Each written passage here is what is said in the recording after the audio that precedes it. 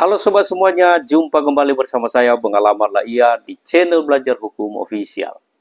Nah teman-teman, di video kali ini kita akan membahas mengenai proses penyelenggaraan musyawarah BPD sesuai prosedur dan mekanisme yang telah diatur dan ditentukan dalam peraturan perundang-undangan. Nah ini menarik untuk kita bahas teman-teman, tapi sebelumnya bagi teman-teman yang ingin memperoleh buku-buku seputar desa, nanti teman-teman tinggal klik gambar yang ada di pojok sebelah kanan ini teman-teman. Linknya nanti saya cantumkan di situ, dan atau juga bagi teman-teman yang ingin berbelanja kebutuhan lainnya, silakan cek saja di link yang ada di bawah ini teman-teman.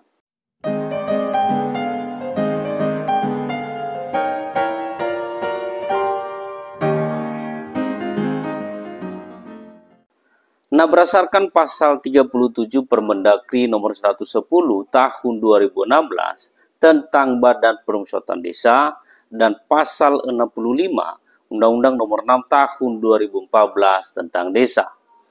Nah, di situ telah dijelaskan yaitu sebagai berikut. Biar saya bacakan kepada teman-teman ya. Yang pertama, musyawarah BPD dilaksanakan dalam rangka menghasilkan keputusan BPD terhadap hal-hal yang bersifat strategis. Nah, itu yang pertama.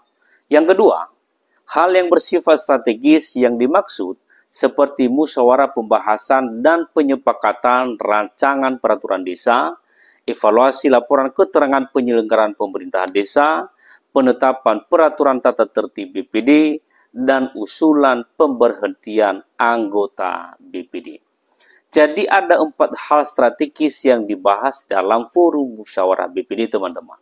Yaitu tadi yang pertama tentang pembahasan dan penyepakatan rancangan peraturan desa. Yang kedua tentang evaluasi laporan keterangan penyelenggaraan pemerintahan desa.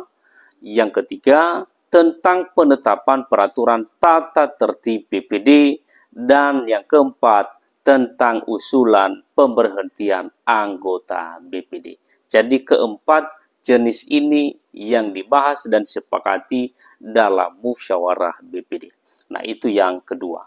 Nah berikutnya yang ketiga, penyelenggaraan musyawarah BPD dilakukan dengan mekanisme yaitu sebagai berikut. Teman-teman perhatikan.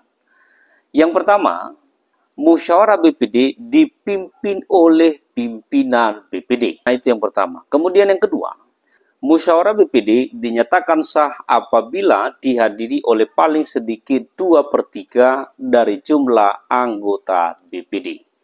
Jadi kalau misalnya ada anggota BPD itu sebanyak 9 orang, maka 2/3-nya itu paling sedikit 6 orang teman-teman.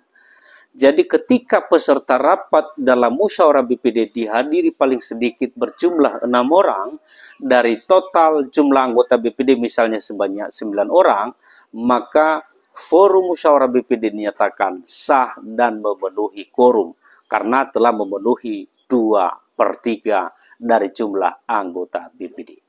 Nah berikut yang ketiga. Pengambilan keputusan dilakukan dengan cara musyawarah guna mencapai mufakat.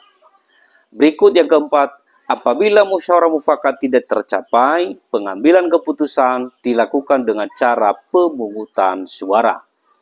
Nah berikut yang kelima, pemungutan suara dinyatakan sah apabila disetujui oleh paling sedikit 1/2 ditambah 1 dari jumlah anggota BPD yang hadir.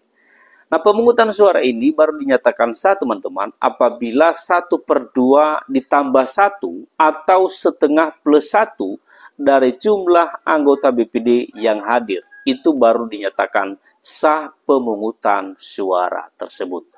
Nah, berikut yang terakhir yang keenam, hasil musyawarah BPD ditetapkan dengan keputusan BPD dan dilampiri notulen musyawarah yang dibuat oleh sekretaris BPD.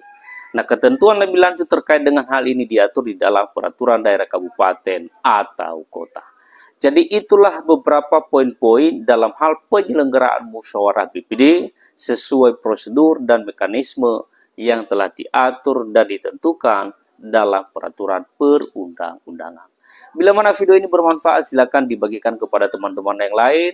Dan jika ada usul dari teman-teman untuk topik pembahasan kita pada video berikutnya, silakan ditulis di kolom komentar di bawah teman-teman. Demikian, sampai ketemu pada video berikutnya. Markus, mari kita kupas.